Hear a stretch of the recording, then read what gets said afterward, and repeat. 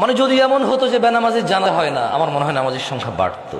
যদি এমন হতো বেনামাজির সাথে কেউ মেয়ে বিয়ে দিবে না, ছেলে বিয়ে দিবে না, আমার মনে হয় নামাজি বাড়তো।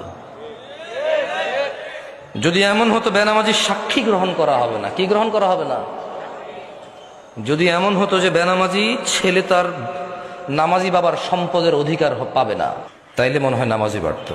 এগুলো আমি বলিনি, এগুলো মুহাম্মদ সাল্লাল্লাহু আলাইহি সাল্লাম বলছে। বেনামাজি বেওয়ারিশ থাকে, কারো ওয়ারাসাত পায় না। বেনামাজি কি পায় না?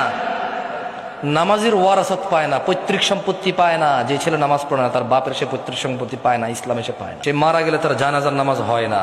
বেনামাজি জামাই নামাজি বউ বিয়ে টিকে না হিসেবে, কারণ বাইনাল আবিদি ওয়া বাইনাল কুফরি তারকুস সালাত।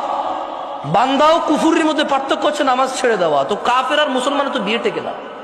বাইনাল আবদি ওয়া বাইনাশ শিরকি ওয়াল কুফর তারকুস সালাত। বান্দা শিরিক আর কুফুরির মধ্যে পার্থক্য হচ্ছে নামাজ ত্যাগ করা।